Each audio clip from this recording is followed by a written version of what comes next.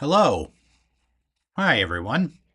Today is Thursday, September 4th, 2025.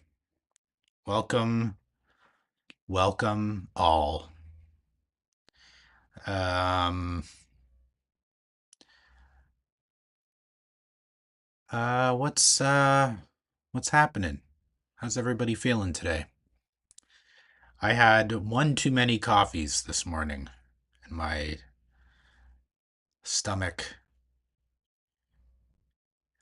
feels like I have a butterfly in my stomach. I hope I'll be okay. Um, anyway, hope everybody's doing well. Um, what's been going on? Well, we're in September. Welcome to September, September 4th, right? Crazy how the time flies. Hey, Brian, how you doing? Welcome. Welcome, welcome, sir. Hope everything's doing well. Hope you're doing well. Um, yeah, things are going. Um, what has been happening? Well, we finished out summer vacation. Um, we were able to get out of town for the long weekend before school started. My youngest daughter, she was feeling better, feeling well enough to leave um, the house, so that was great. Her fever went down and what have you. So yeah, we were able to get out a bit. Got up to got up to visit some family, so that was fun. We were back on the Monday. And then, yeah, kids are back in school, or my oldest is back in school. So yeah, things have been good. Things have been really good. Uh, what has been happening with work and stuff?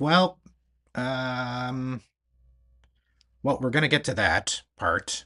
Um, but I got a monitor, so now I can read the chat without looking at my phone, which is great. Good. Finished work for the week. Booked Friday off work. Nice. Awesome. Yeah. Nothing like a day off, eh? You know? Nothing like a little breather.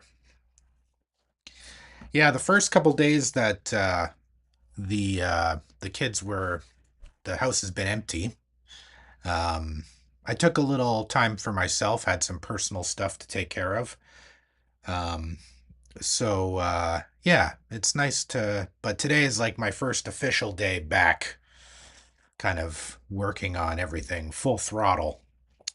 Um, and I've decided that I'm gonna start filming for the introduction video next week. Um, and we're going to do the official introduction, official launch of the SP1200 on September 17th. So that's just going to be a video, just kind of laying out the basic plan on how we're going to accomplish this. And also, I thought of something, you know, and I'm surprised that collectively we haven't thought of this before.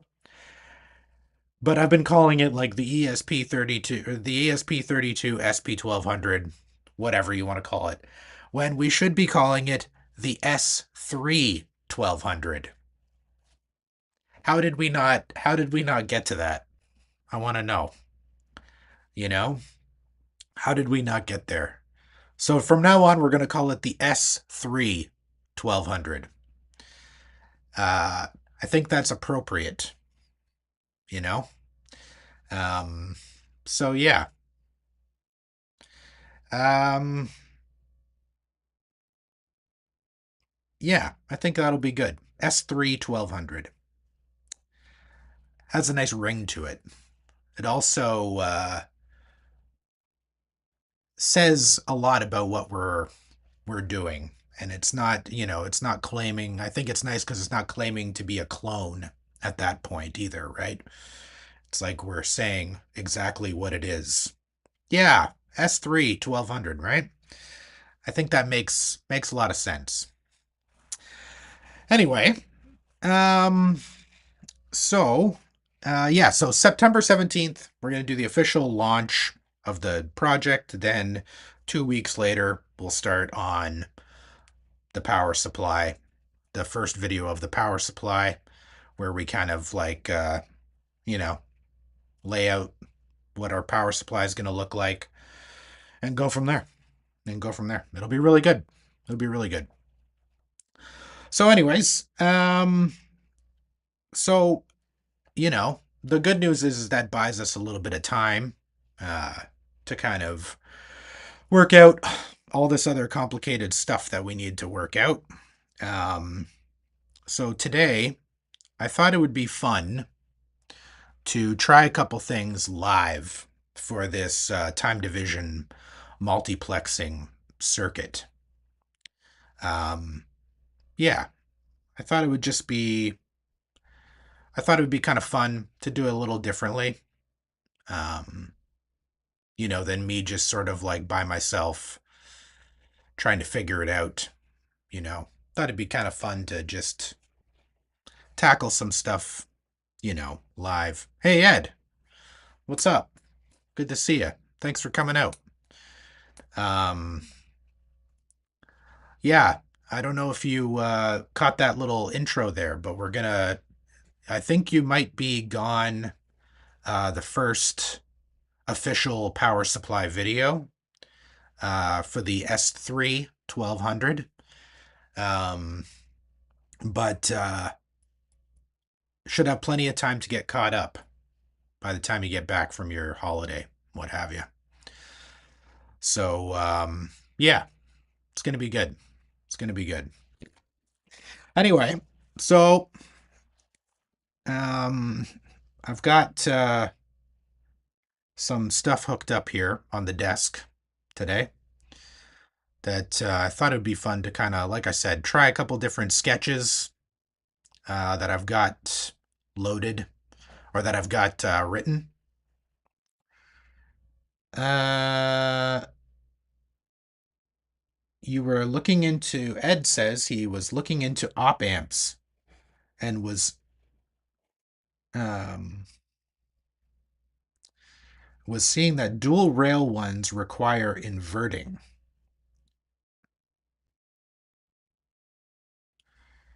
It was mentioned before, then I missed it. Um, what are you sorry, I'm a little bit confused about the comment. What do you mean um about the inversion, the inverting? I'm just a little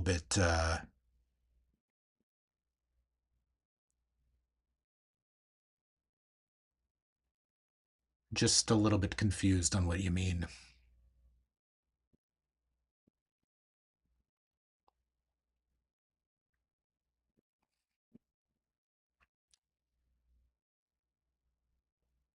Okay. Returning an Amazon package, but yeah, I'll be out a couple days after, so I'll be able to catch the premiere of the project. Okay, cool. Cool. Nice. That's good.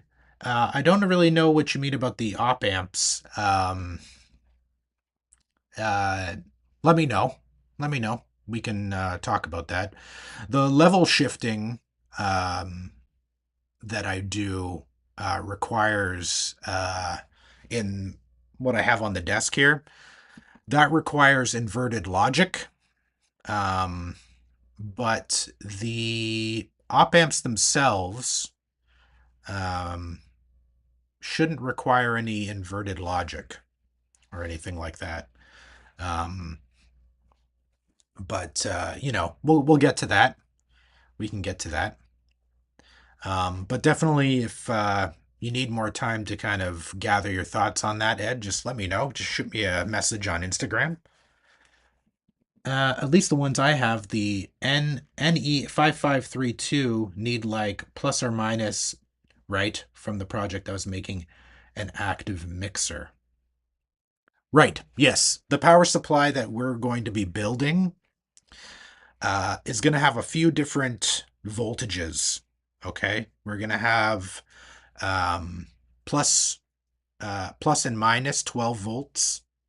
Um, we're going to have also, I believe, plus or minus 5 volts um, for the multiplexing stuff to pass audio.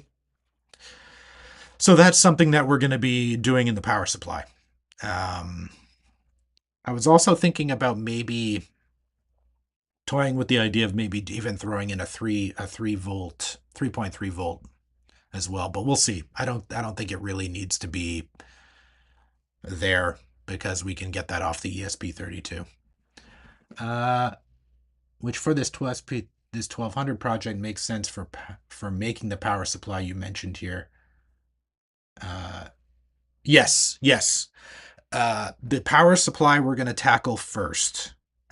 Even though I'm kind of messing with some later stuff today, the first official part of the project, I want to do a good power supply because um, the reason for that is because we need a nice, clean, stable power supply to power all the other stuff, right?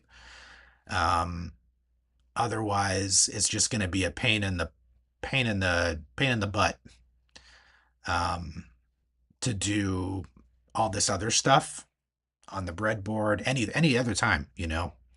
Um, it's just going to be a pain. So power supply is going to be the first bit that we're going to tackle. Um, and then we'll kind of then we'll move on to different, building these little parts that are or modules, um, that'll kind of all come together and into the full project. But the power supply is going to be the first thing. And it sucks because, you know, I don't it's super dorky and it's really and it's not really that fun, making a power supply, but or making, a power supply capable of powering all this other stuff, but it's really important um to do it. Um Otherwise it's just, you know, we'll just never be on the same page, put it that way, in terms of how to power things on the breadboard and test things. Excuse me. So yeah, it's uh, an unfortunate thing we have to do. So wah wah, but it'll be good. It'll be good. And the great thing about that, honestly, too, is the power supply that we'll be building. You can use it for, like, if you were building, I don't know, like a synthesizer or something like that, or wanted to power some Euro rack modules in the future, you could just build a power supply, you know, and you'd be golden. So, yeah, it'd be really, really, really solid. In fact, I might do it in a way that you'll be able to use it for powering other stuff as well. So, uh, yeah, exactly, Brian. Exactly. Um, yeah, it's super important that we get a nice, clean power supply to make all this other stuff work. Um, yeah, it's unfortunate. It's the one thing that I always had a beef with Eurorack stuff. It's like when I tried getting into Eurorack a couple times, and I've got modules and stuff. But the thing that always sucked was that you had to buy the dorkiest part first. You know, it's like you had to buy the power supply first before you bought and a case before you bought any modules. You know what I mean? And I always thought that sucked, but it's unfortunate. But you know, um, And here I am, here we are making a power supply first, but it's important.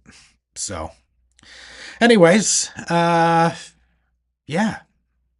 So, I still need to figure out a way to zoom when I have my camera hooked up. I don't know how to do that. I know how to I don't know how to do that. That's something I got to figure out, but I'm going to move myself out of the way here and we'll take a look at what I've got set up here. I'll just kind of talk about it. You guys aren't going to be able to see any of this, and it's really a bummer. Let me see if I can, maybe if I can zoom in here. Let's see. That is a little bit better, I think. I don't know. The resolution might not be great. You guys let me know. I'm trying we'll see. Anyway. Um, so this is basically the same circuit that I had set up last week. I've got my uh, S3 here, and then I've got hooked up my level shifters here. So this is taking the 3.3 volts, um, the 3.3 volts from the ESP32 and shifting that level up to about 5 volts. Um, and we'll have to think about um, how to do this in a better way, because right now it makes the coding part of it a little bit more complicated because it's the logic is all inverted, right? Um, so when one of the channel selects gets pulled low, the transistor actually outputs a high voltage, right? So, uh, um, so yeah, that's what we have to, so we're going to have to figure that out so we don't have to invert all the logic because that is really irritating. Um, and I think we can achieve that with like MOSFETs and stuff. So, or like proper level shifters. Um, we'll figure that out later though. That's minor, minor at this point.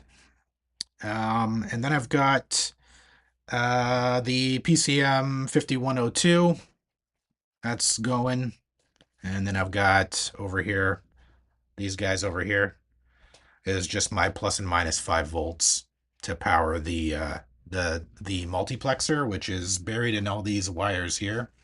The CD 4051BE, right?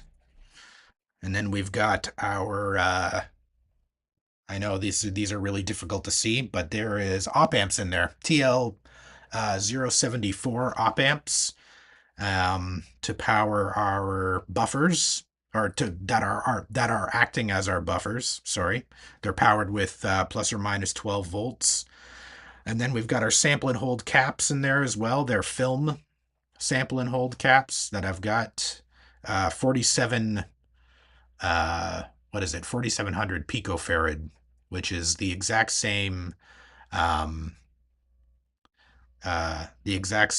what do you call it, values that are used with the original SP1200. So that's cool. That's cool. Um, and then at the output of channel 0, here I've also got a low pass filter on there. Plus or minus abnorm. There we go. Welcome, sir. Welcome. Thanks for coming. Just trying to hook some stuff up today. Just messing around with some code uh, to get this sample and hold stuff working. Still might need some work, but you know, luckily we've got some time now. We've got some time uh, to kind of work on this stuff, work it out, get it working really well. One thing that I was reading about that I want to mention to everyone too was that it was suggested to me that a breadboard might not be the best route for testing the sample and hold circuit. Breadboards typically can introduce, yeah, yeah. Breadboards typically introduce some like stray capacitance uh, and a lot of longer jumpers uh, can really mess with the the timing of stuff. So I might end up building if some of this stuff doesn't work today, I might have to build a test circuit on some perf board with really short, um, some really, some kind of clever, uh, what do you call it? Routing on it, shorter, clever routing on it, so that the sample and hold circuits are kind of optimized. Um, yeah. So hopefully we get a little taste of it working, but you know, we might not. We might not, unfortunately. But I'm still confident that we can get it to work. But so what have I got going right now?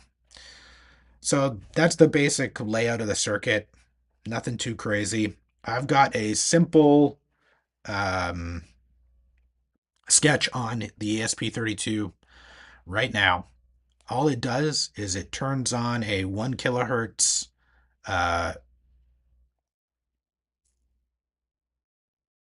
capacitance.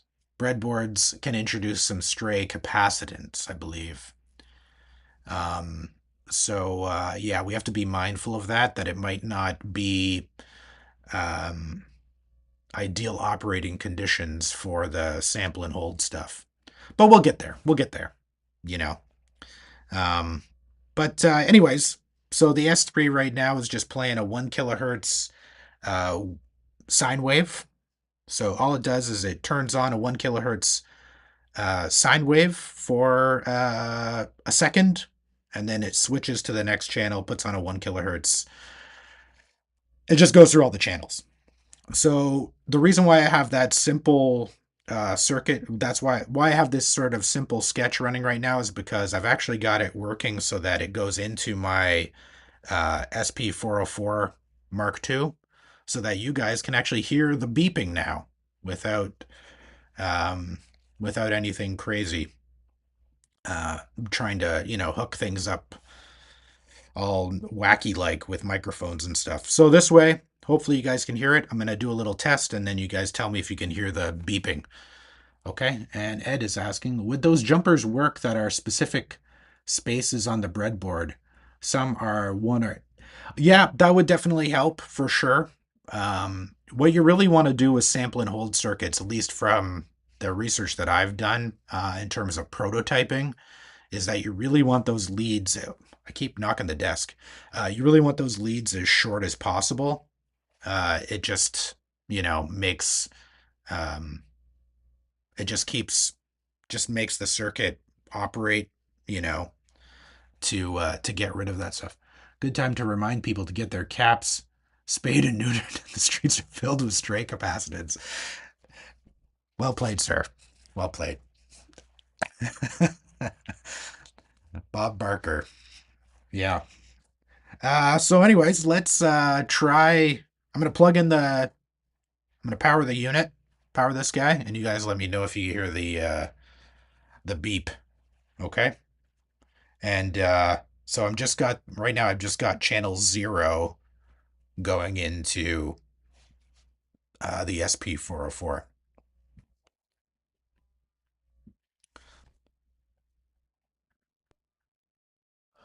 You can hear some noise. Ooh, that's loud on my end. Can you guys hear that? Ay caramba. Woo! You guys let me know if you can hear that.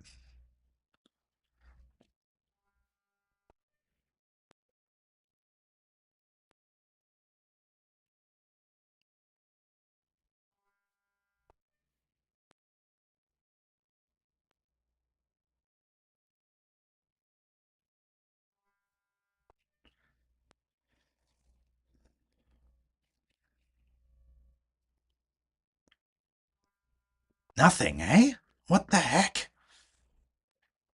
Maybe if I crank it?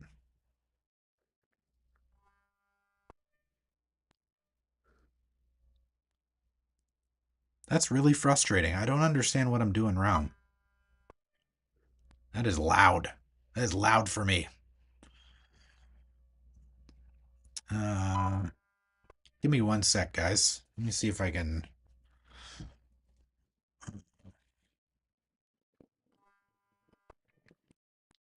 line in. Nada.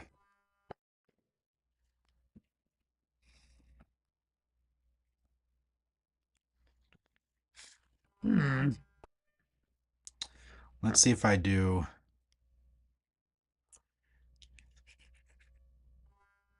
You know what? Let me try one thing here.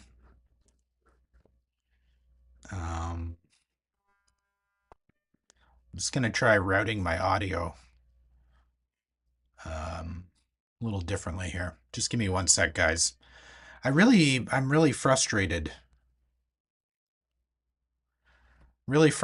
by this whole process sometimes. This live streaming thing. I don't know why I can't figure this stuff out. All right. So let's do this. I'm gonna um, do that. Then what I'm gonna do is uh,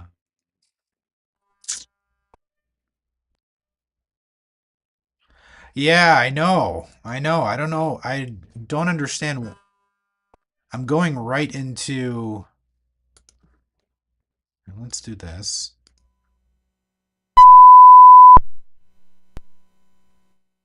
You guys hear that?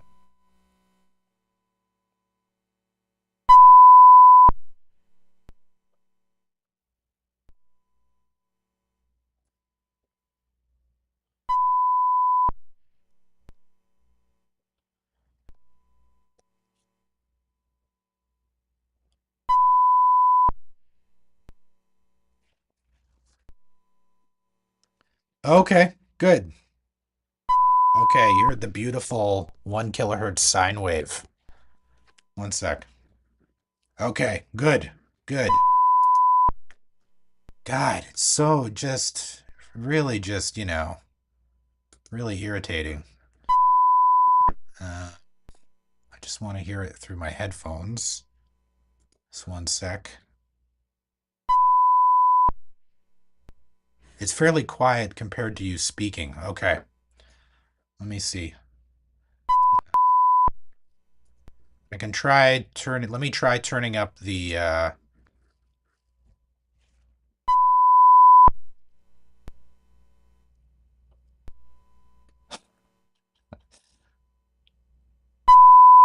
There we go. That's pretty loud. You guys hear that?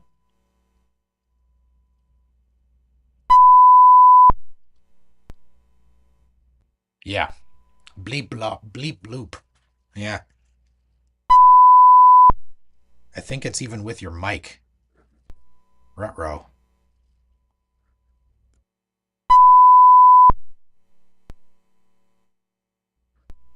Am I gonna? I think I might have. Okay, I've muted it.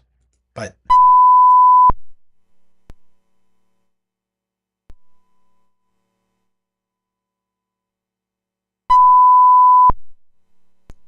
Okay. Well, let's live with that for right now. Okay. So.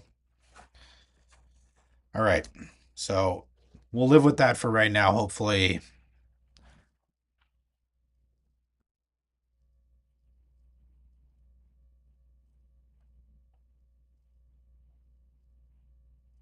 Yeah. Okay. All right. Yeah. It's like super loud. It's super loud for me in the headphones. So. Um.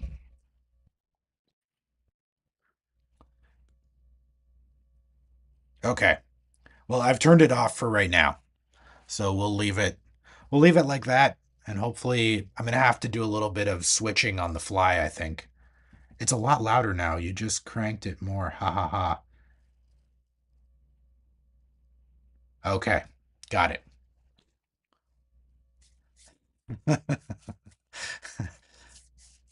I can lower it a tad. Okay. You know what? Let me plug it back in real quick and then you guys tell me if I'm going to plug it back in and you tell me if it's too loud or too quiet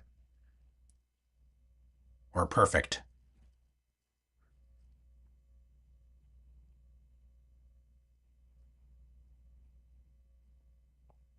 Are you working now? What the heck?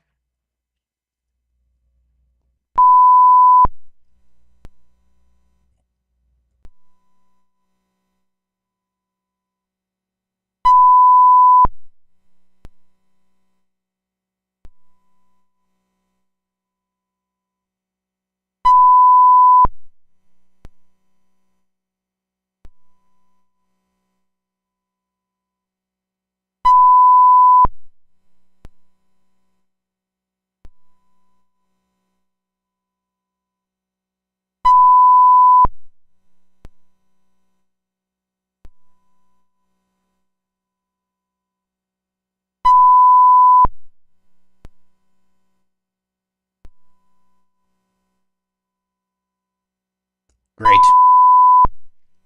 Okay. Great. We'll leave it there. Now, um, what are we doing? Okay, good. It'll be good enough for the tests that we're gonna do. So, so basically, it's toggling through each channel. Um, you can hear that. You can hear some. Um, you can hear it coming on and off, right? So now the next step is I've got a sketch.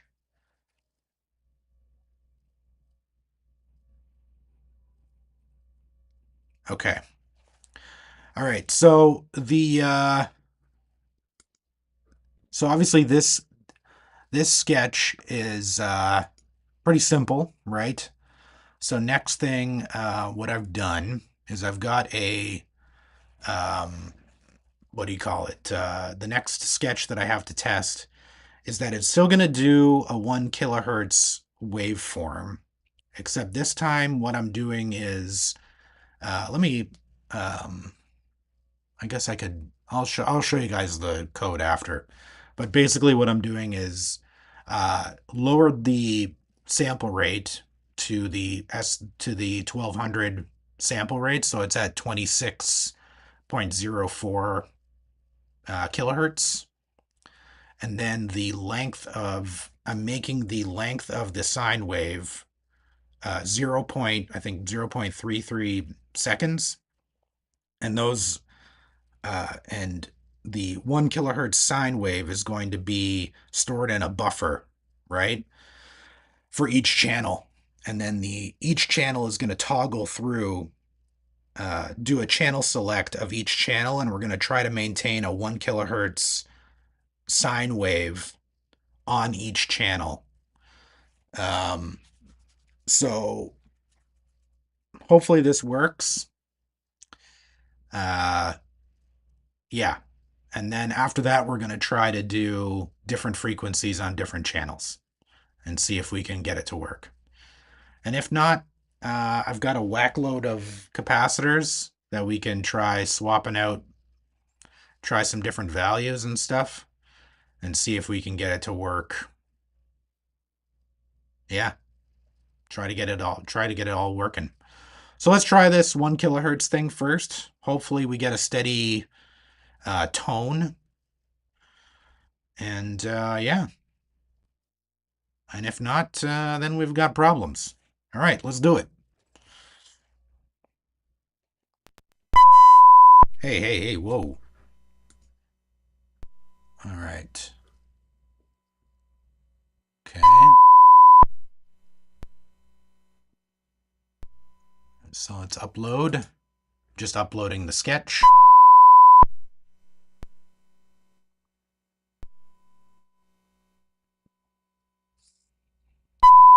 Okay. Okay, enough of that. That beeping is great, eh? Could probably pick a more pleasant tone, but you know. All right.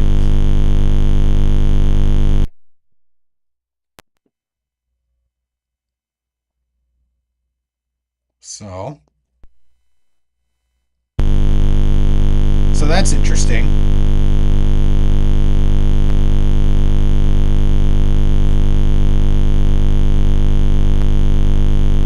So it's quite a bit lower than 1 kilohertz. And that's a drag. Let's just take a look here. I'm just looking at my code for a moment. And I can show you guys what it looks like on the scope. Um,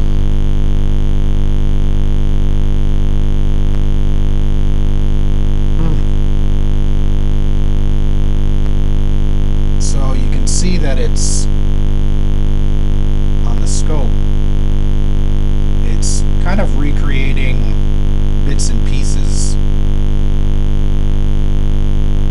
So it's not a smooth waveform anymore.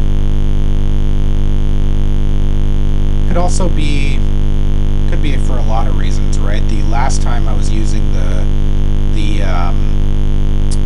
sample rate of the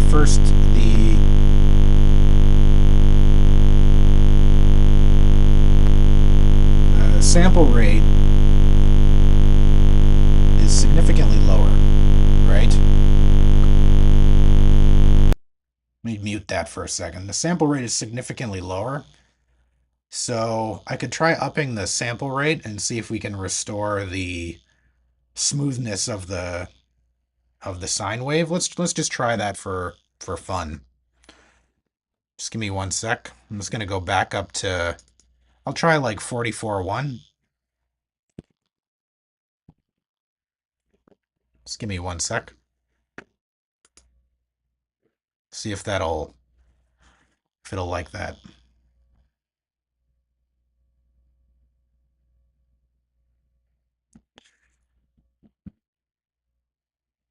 Okay.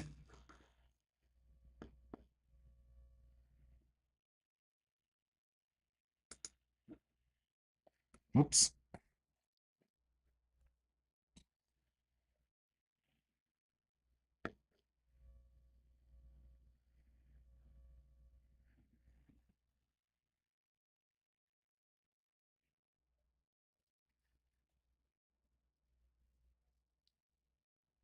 Are you swi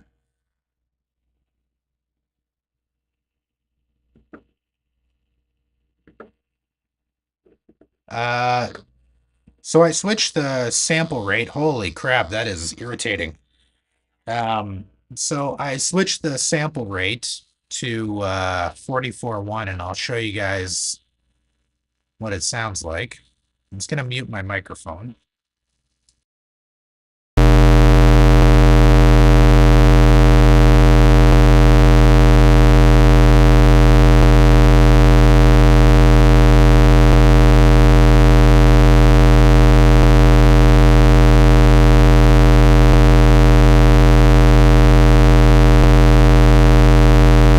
And you can see on the scope how much different it looks.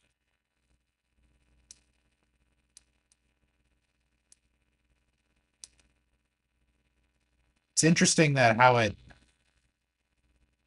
the switching is happening.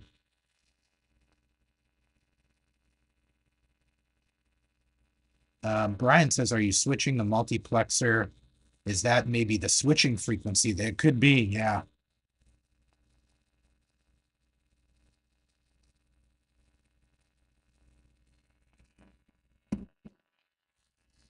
Let's just take a look.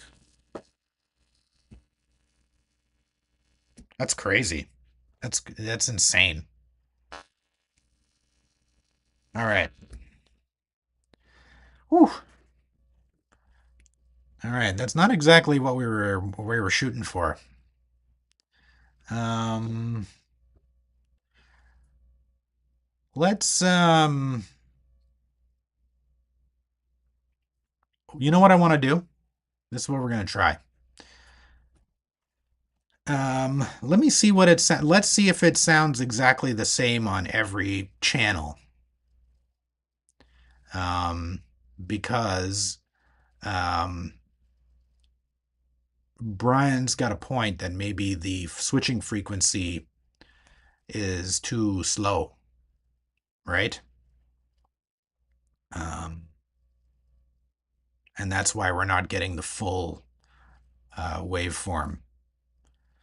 So, so I'm gonna go back to 26 kilohertz, and I'm gonna re-upload it, and then we're just gonna see if what it's like on every channel. See if we get that um, same tone, and we'll go from there. Then we'll probably, you know what, we'll probably, yeah, let's do that first. Okay. Let me just upload. Man, that tone is just undesirable for me at this current time.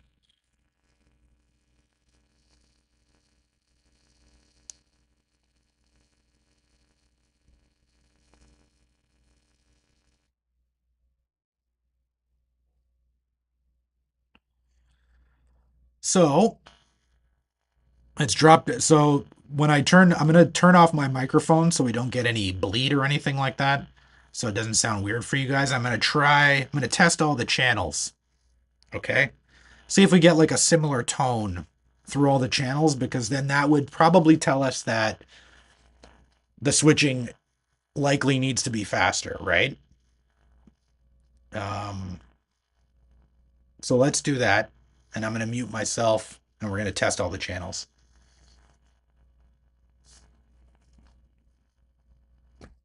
Okay, here we go. Here we go. So this is channels, we'll start at channel 0 and I'll move my way up, okay?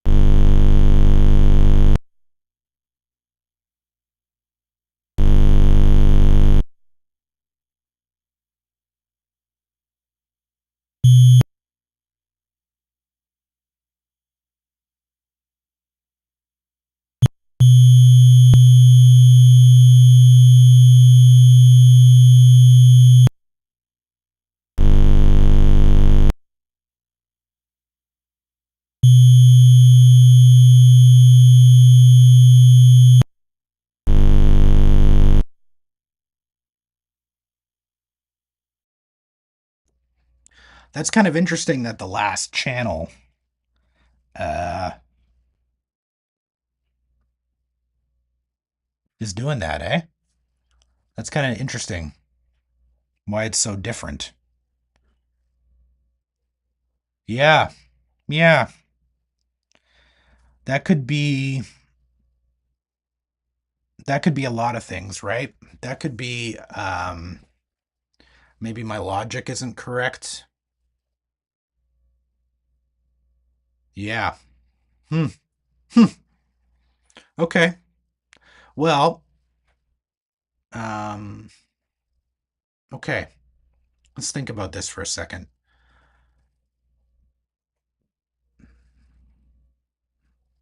I probably need to put in some sort of diagnostic information in the serial monitor so I know which channel is being toggled, I guess. Um, but that would be so fast. We need to switch way faster than probably the serial monitor can um, switch, right? So I think the next logical um, the next logical thing to do is probably see if we get.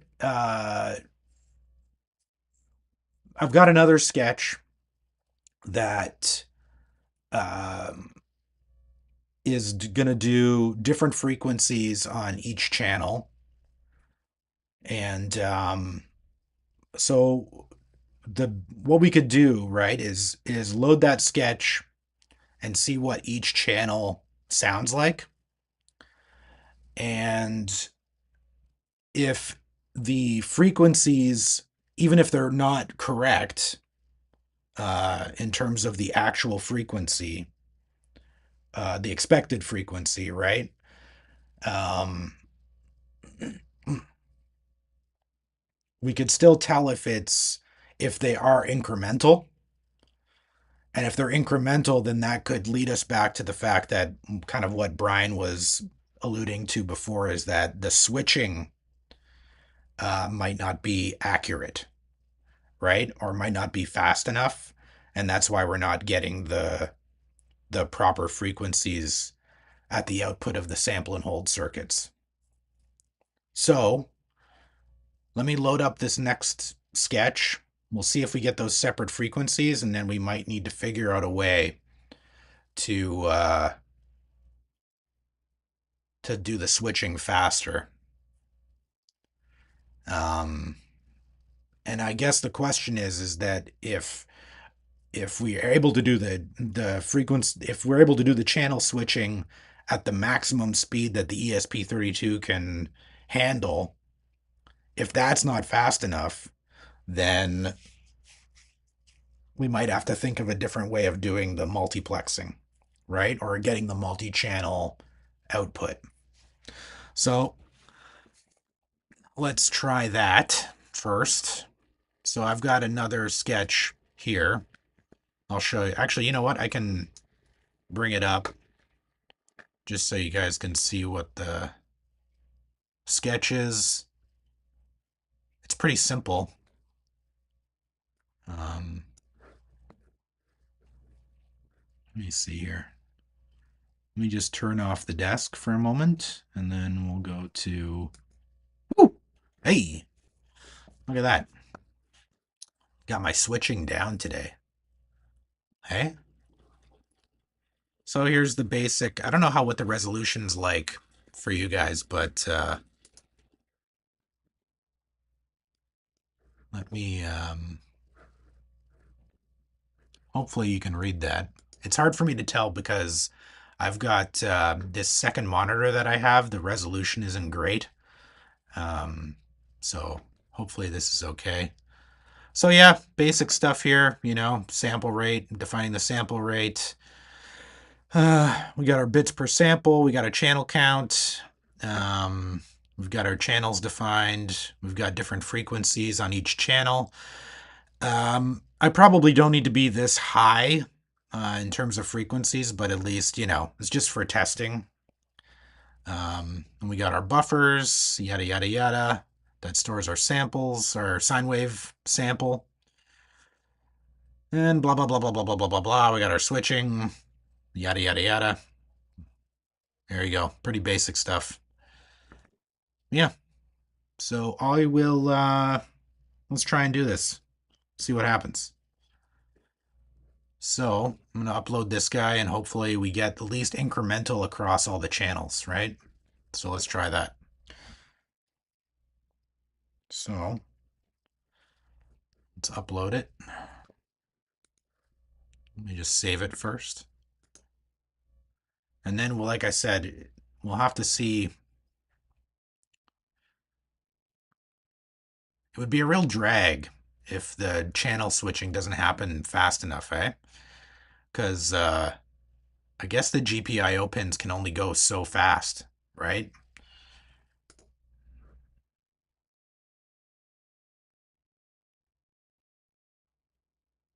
By the way, this module, it's not the newest. It's not the official the official one that I was talking about last week. It's still the batch that I'm working with that I bought off Amazon, but this one seems to be cooperating with me, which is nice. Now that I've reset the what do you call it? The bootloader. All right, let's go back to the desk and I will.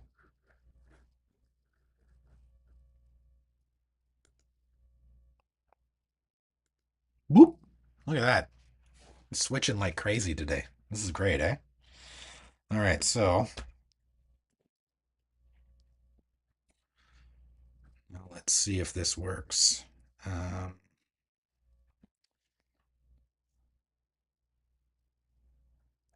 it doesn't.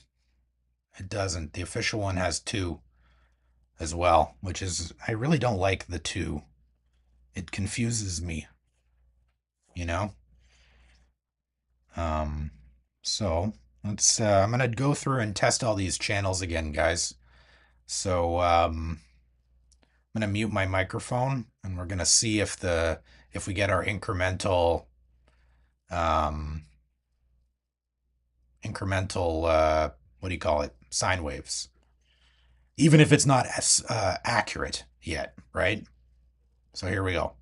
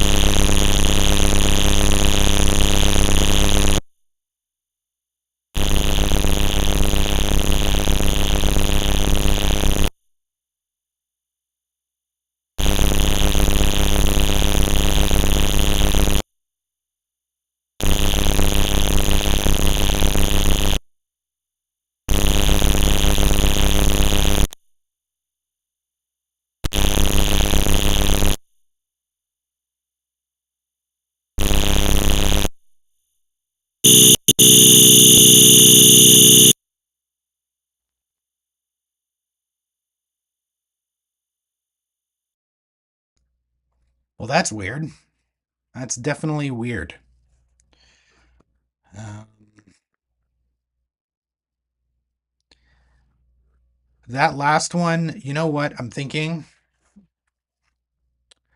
there's a lot of reasons why the last one might be happening. Maybe, you know what I'm going to do? Okay, let's think about this for a second. There was no discernible difference between a lot of the channels, right? The first channel sounded like it was its own thing. And then the next, like that, those kind of like, I guess channels 1 through 6. Channel 0 sounded like a lower frequency. Channel 1 through 6 kind of all sounded the same. And then channel 7 sounded like its own thing. Hmm. Let's think about this for a second. What if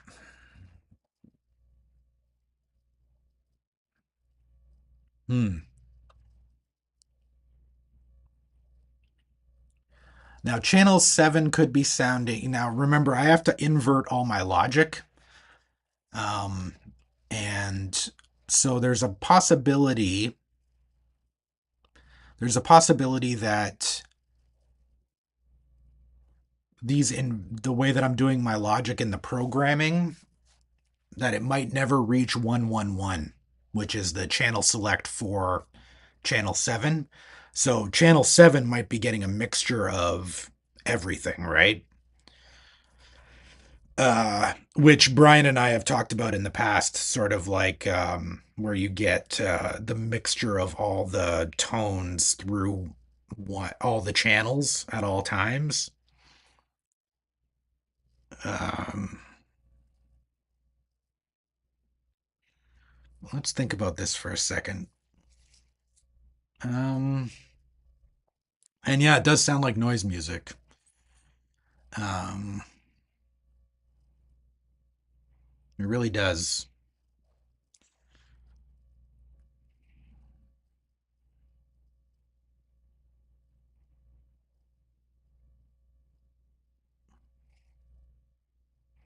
It's definitely not because of the. It's not. That's not the thing is that it's not occurring because the sample and hold isn't holding, right? Because when I'm just toggling the uh, in the first sketch that I was doing, where I had the 1 kilohertz sine wave, right? You would pulse the pulse the channel with the 1 kilohertz sine wave, and you would see a DC voltage in the scope, um, of about after the tone of about 2 volts, a little over 2 volts DC, and it would drop right to about 1.3 volts or whatever. So that droop, right, is actually the sampling part of the sample and hold circuit, right? Like that's kind of what it's doing, what it's supposed to do. So that tells me that the sample and hold part works. The part that's not working is the switching, right? So does anybody have any ideas in terms of how you can switch faster? Can we switch the GPIO pins faster on the ESP32? That's the thing, right? Because we need to go to audio rate, right? So it has to happen pretty quickly.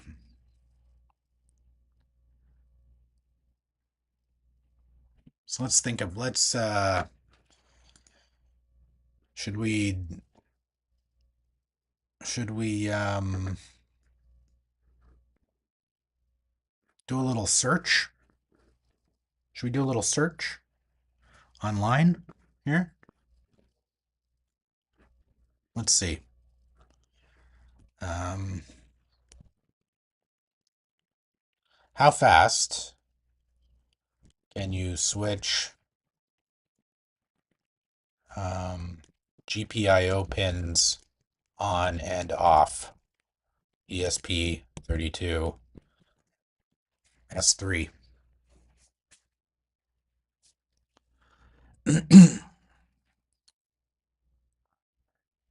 Okay, so according to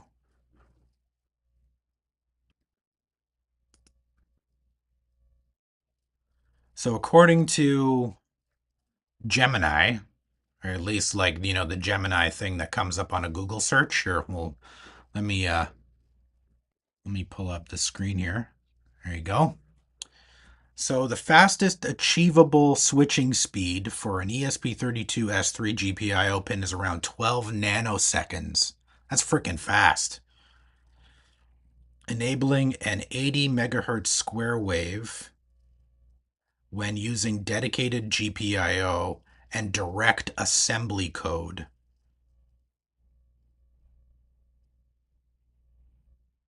Significantly faster than the approximate 420 nanoseconds API method or the sub 8 megahertz speeds of simple C bit toggling loops.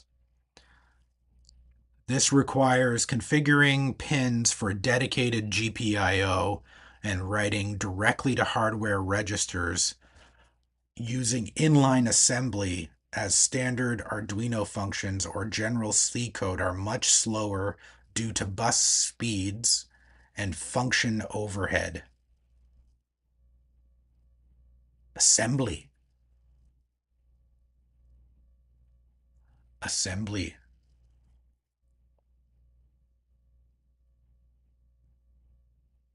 That's crazy.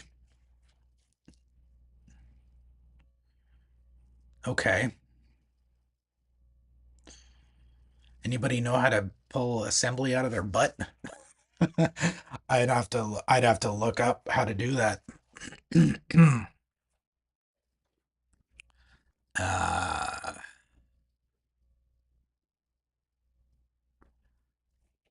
The peripheral bus can be a bottleneck, limiting speeds even with fast CPU clocks. Okay. Hmm. To achieve high speed GPIO switching, we only need to be in the 10 of kilohertz.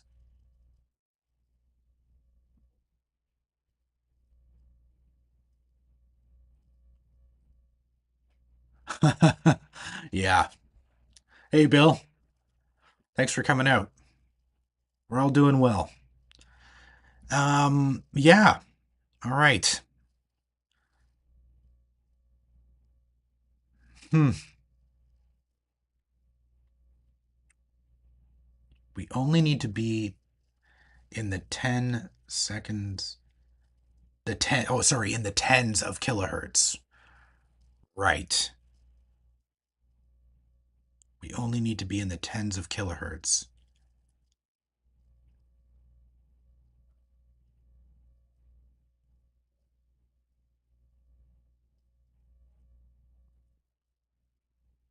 Hmm.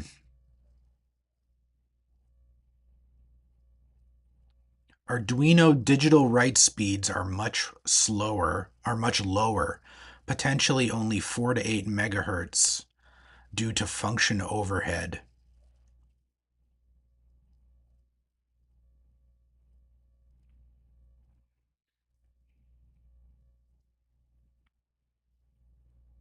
Hmm.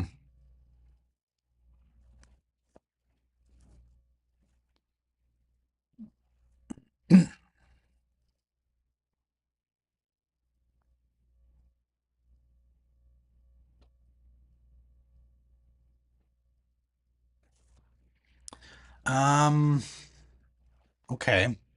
Let's do audio rate, GPIO switching speed. Um, no, wait. We want to do GPIO switching speed to achieve audio rate, right? To achieve, is that right? Audio rate. Uh,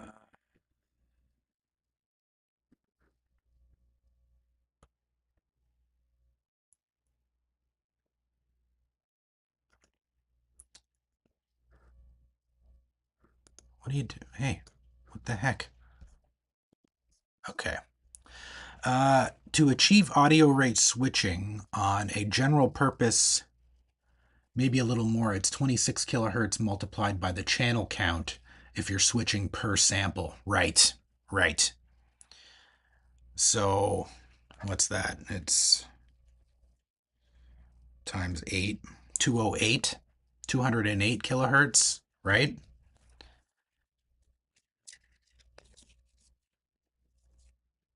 So,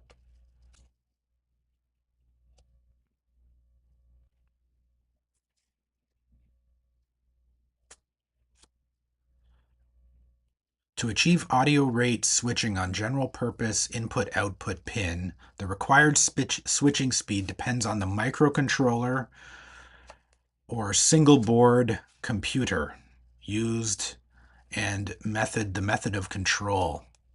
Achieving true audio frequencies, typically 20 hertz to 20 kilohertz, is possible on many platforms like ESP32 or Raspberry Pi, but a sustained rate of hundreds of kilohertz to tens of megahertz is often necessary for generating complex waveforms, which, if we're reproducing samples, they will be quite complex, right? Which might require dedicated hardware timers or direct memory access rather than simple GPIO manipulations. Whew, ay caramba. Okay,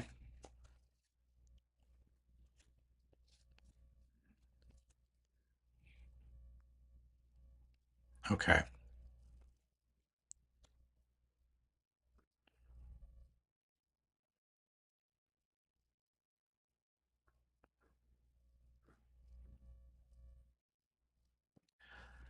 And then, so platform examples. While simple GPIO might achieve several megahertz, dedicated functions or peripherals can reach much higher burst speeds, 80 megahertz. And this is just obviously this is just a basic scope, or sorry, a basic, yeah, it's just that. Hmm.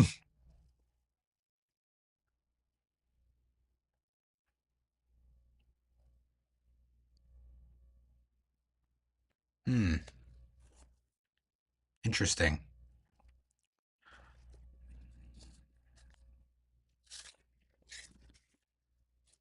So we know that the multiplexer can switch super fast, right? Like in nanoseconds, right? And we know that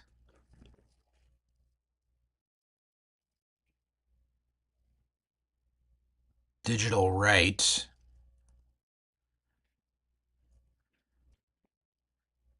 speeds are much slower, potentially only 4 to 8 megahertz. So if we're using, so we still might need to switch faster though, right? Than 4 to 8 megahertz, depending on the complexity of the waveform, right? But we're just generating a simple sine wave at this point, so we should be switching fast enough, no? I don't know. I don't know. I have to think about this. Hey, this is complicated. Um, hmm.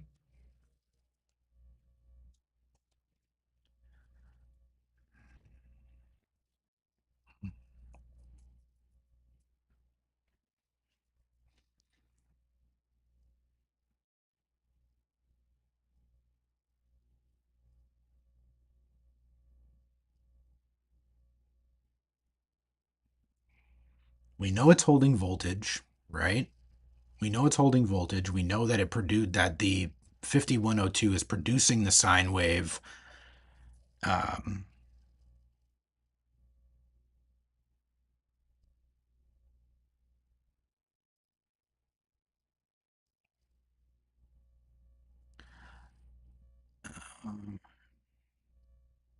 Let me think. Hmm. Let's let's go back to.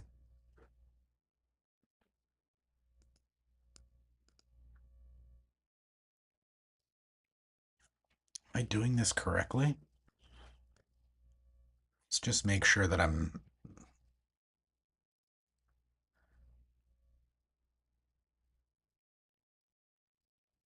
Oh, really? 104, eh? That should be.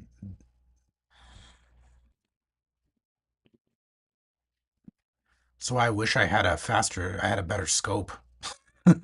Like we were talking about before, Brian. That's pretty fast though, right?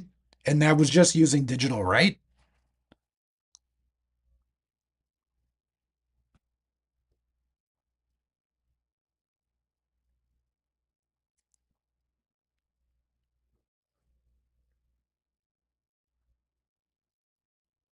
What are we missing? We're missing something.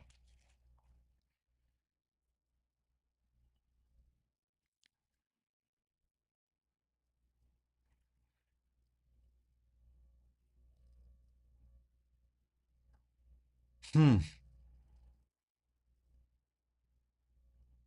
What are we missing? It was also, so yeah, I might have to pick your brain a bit about that because obviously I don't have my scope. I can't do measurements that fast with this thing. Um, I need to get like a proper scope. But 104 at 4 channels should be enough for most for the audio rate, right?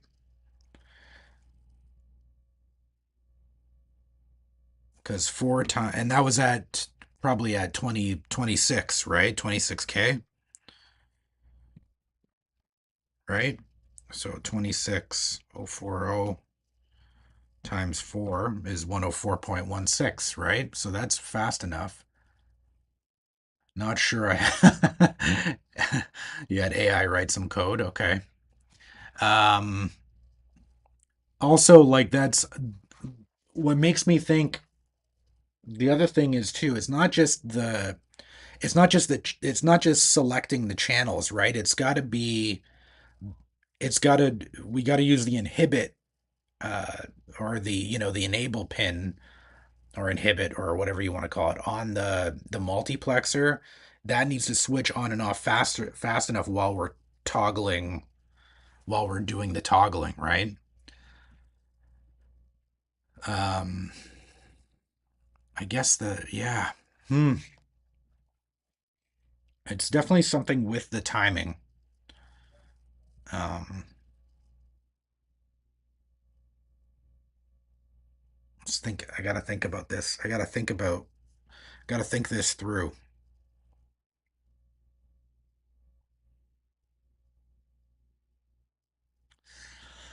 um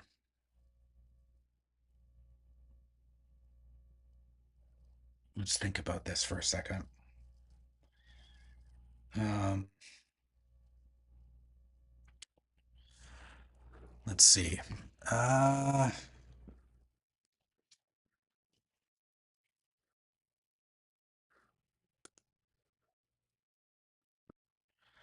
let's see here. Okay.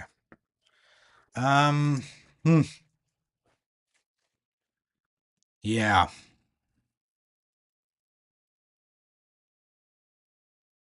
It's still pretty fast. Does I guess the thing is, right, is like, with so we need to make sure that all of those the channel selects and the inhibit toggling on and off is synced, right? So right now I have the so when I select the channel, I say okay. um I put the enable uh pin high, right? So that turns off, uh it disables the pin, right? I select the channel, and then I turn the chip on. Is that right? Because it's break before you make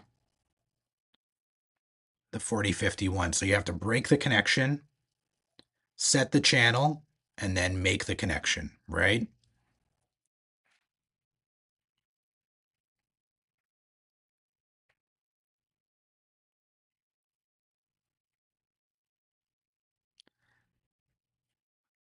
And I've got a delay in there that's 1 microsecond.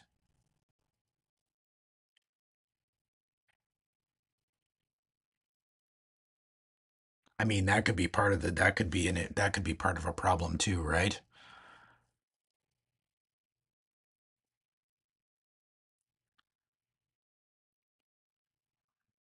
Man, I gotta frickin' get the calculator out.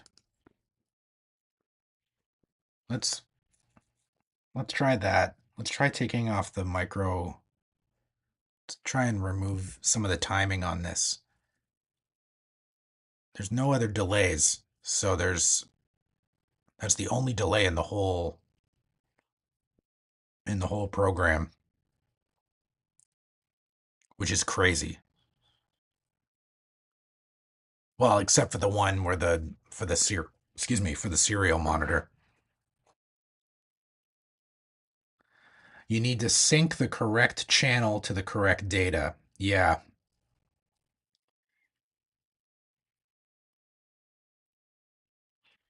Yeah. How do you do that? How do we do that easily?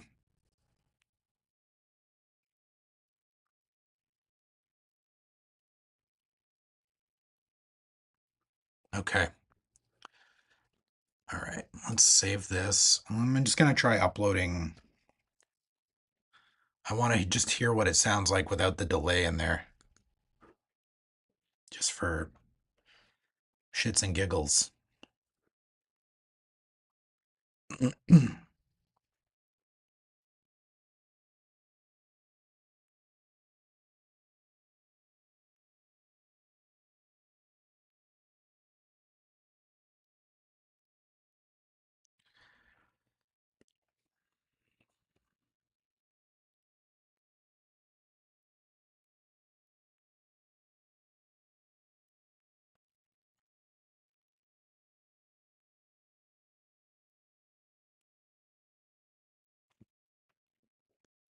Okay.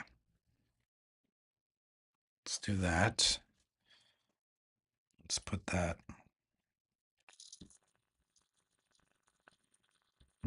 Okay. But this last one, still different.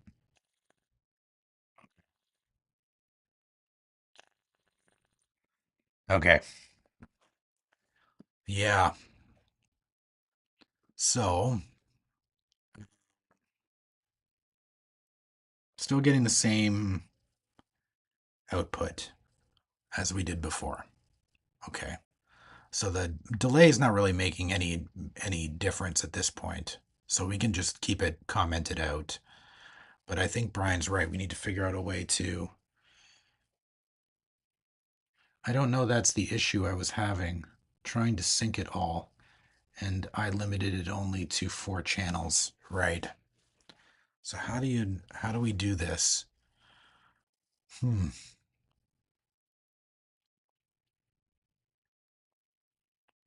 Yeah, because you know what though, you have a point though, it because if you think about it, um, the even if the switching rate wasn't fast enough, right? Wouldn't you just hear? You would still hear like a frequency that was similar. You know, it would you'd hear like just sort of drop out, wouldn't you? If it was just, and even if it was, it's still yeah, yeah. You would hear like some sort of like dropout. Um,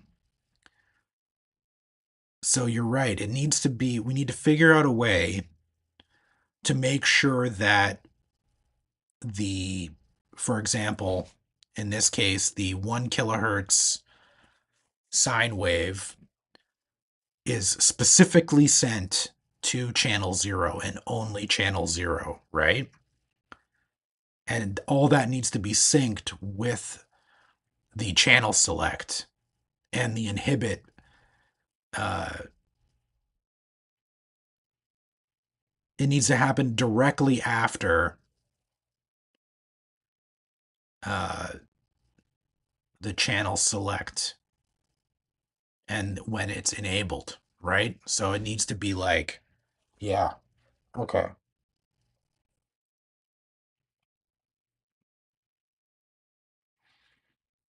Maybe we need to write down, you know what? I'm going to write down some stuff and then I think I'm going to call it here. And then let's write down some stuff. Let's write down some stuff and see if this makes sense. Let's see. Let's try and write down some stuff here. Right? So, okay. Let me just move this out of the way real quick. We're just going to write down a couple things that we need to try. And then, Brian, I'm going to send, when I get this worked out, I'm going to send you some code and see if you can recreate it on your end, if that's okay. Um, yeah, I think that's the way to do it. Okay. So, Okay, let me just grab a pen. I have a Sharpie. I don't want to use a Sharpie in my book. Let me just grab a pen.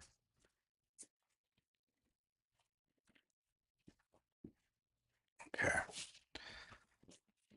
So, so September 4th. So this is what I'm thinking, right? So what do we know about the 4051? Well, we know that it's a break before you make device, right?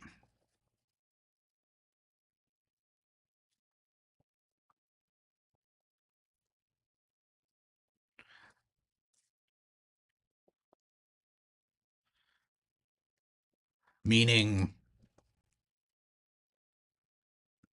we need to turn off before we do anything,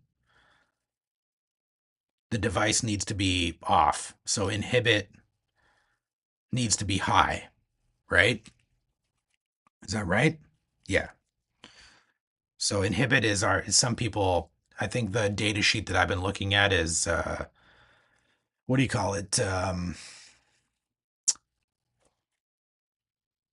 They call it inhibit, but some other chips call it enable or whatever, right? Um, so that means inhibit needs to be high. That turns off the chip, that turns off all the channels, right?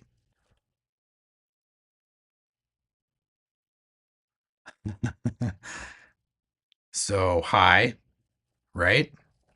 So we know that inhibit needs to be high. That disables all the channels. That breaks all the connections, right? Breaks connections,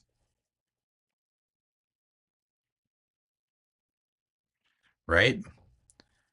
Then break before you make. So then what we need to do is all the channels are nothing selected, right? Nothing selected. So we need to select the channel. So select a channel, right? 0 through channel 7, right? So we need to select the channel. Then we need to make sure we need to select our waveform based on the channel, right? Or fill a buffer with the waveform that we fill the buffer with the waveform uh, for that selected channel, right?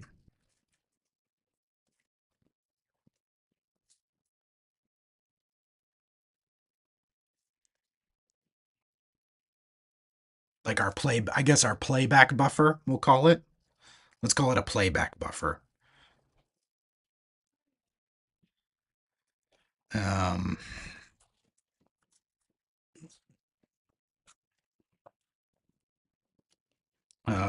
with the appropriate sine tone, right? I can't spell, just so you know. Can't spell appropriate right now.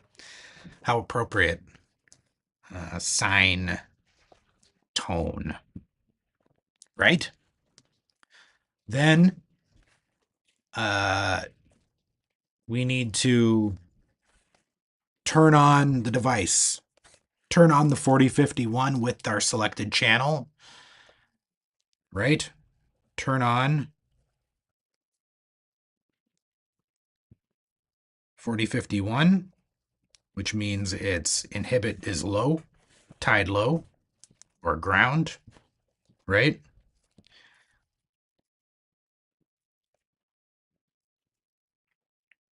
And play back, right? That's the idea.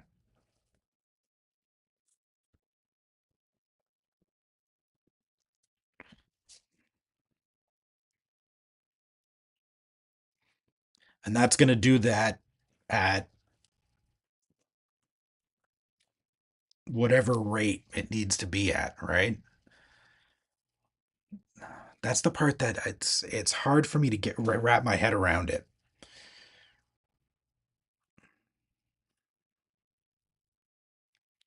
Is that switching part.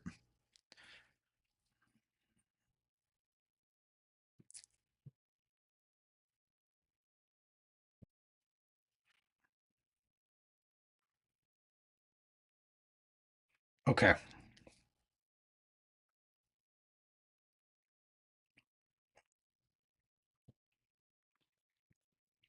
I'm gonna have to go through this with a fine-tooth comb and make sure that this code is doing this. God, I've been playing with this for weeks now, and it's still not still not working right. Okay. Well, I think that's the basic logic. I think. So, all right. I'm gonna leave it there for today. We're on a like an hour and a half here. So, anyways, yeah, I'm gonna leave it here for today, and then hopefully get. Uh, I'm gonna get some more work done on this tonight, and try and get another sketch going. In layman's terms, this would be when the unit is turned on, the DAC is off before turning on for use. Well, essentially, I tried switching it at a sample rate at a time for each tone, one after the other.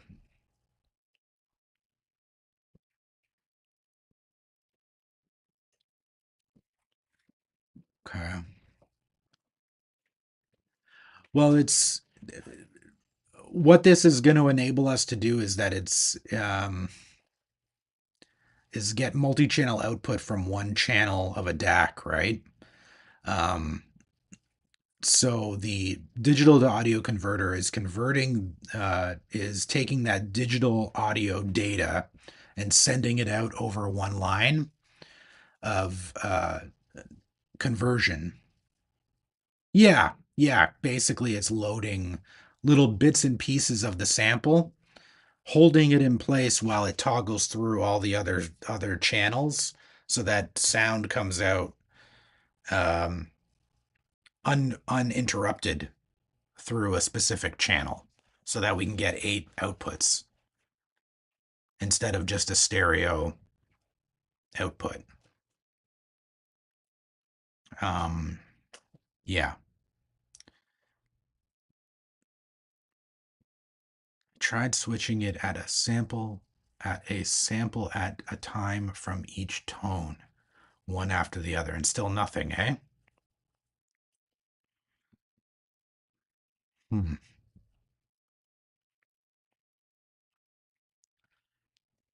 I'm gonna have to bust out the my textbook. I've got a textbook. Did I bring it down here? Anyway, I've got a textbook that I'm gonna have to consult. You know what's funny is that when I was in college, it was my least favorite textbook. Least favorite, and it because it was just complex stuff. And now I'm consulting it constantly. Anyway, um, yeah, okay. Well, yeah, I think I'm at the point that I need food in my stomach. And then I'm gonna work on this some more tonight. and hopefully have something to send over.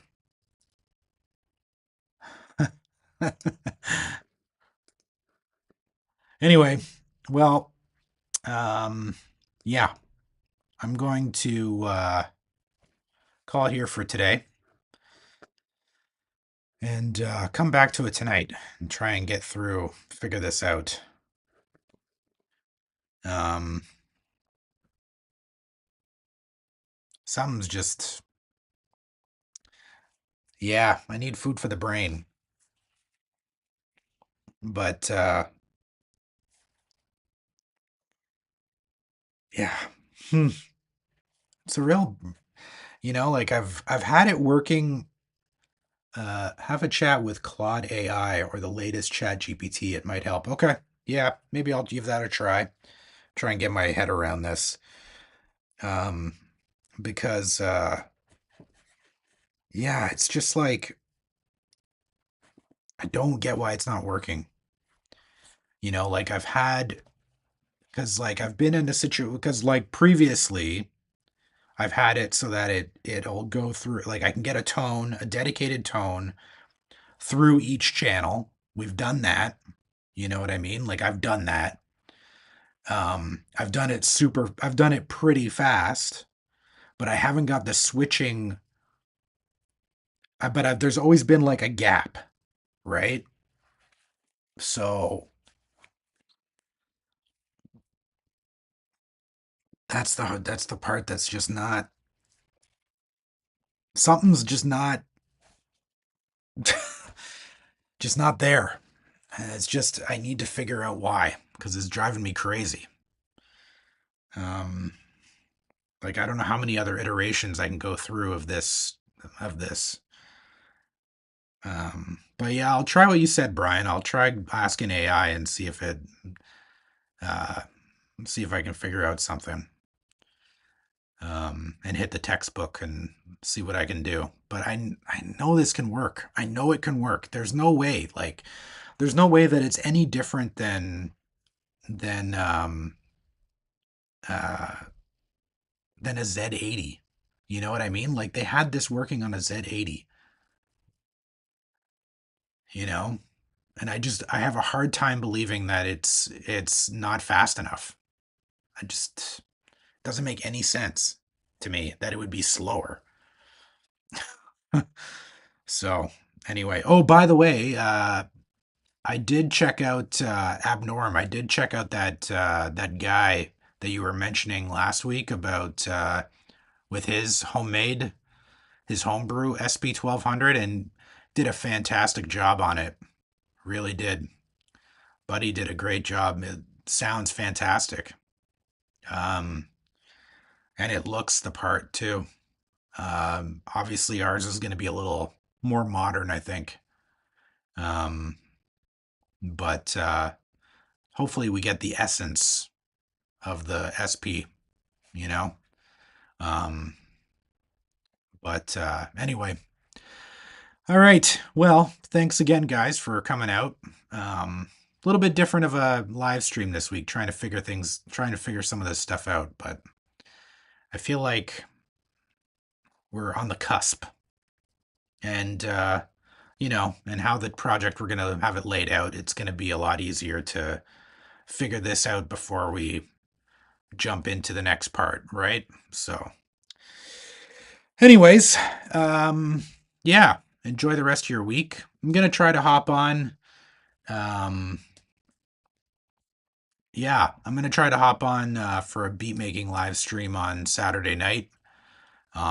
So if you guys are around, definitely swing by, and we'll try to make some more beats. I was thinking about maybe make if anybody has any requests for like a sample pack or something like that. I could try making a sample pack or something um, with my other ESP32 sampler. Maybe we'll do some of that kind of thing. So yeah, yeah, I won't break my brain. Don't worry. Like honestly, worst case scenario, um, we can always try to find a multi-channel um, DAC, right? Worst case scenario, and it might not be as like elegant or as slick as sort of this time division multiplexing stuff, but it'll achieve what we want to achieve, which is multi-channel output, right? So yeah, and that other guy, the other guy is just using much more authentic parts for his project. That was the kind of the thing that I was noticing, which you know, which is fine. But for our sake, and for our budget, we're doing it a little bit on the cheaper side. So, we're trying to be as what do you call it, resourceful as we possibly can with, you know, some more common components and stuff. So, anyways, guys, have enjoy the rest of your week, and if you're able to, jamais come out for the live stream on Saturday night, and yeah, it'll be fun. Make some beats, mess around, maybe make some samples that I'll post. You know, maybe some sweet, I don't know, some sort of sample. Yeah, it'll be fun. It'll be fun. Anyway, take it easy, guys, and if you're able, come out on Saturday. If not, I'll see you next week, and hopefully with some good news with this multiplexing stuff. So, anyway, take it easy, guys, and I'll talk to you later.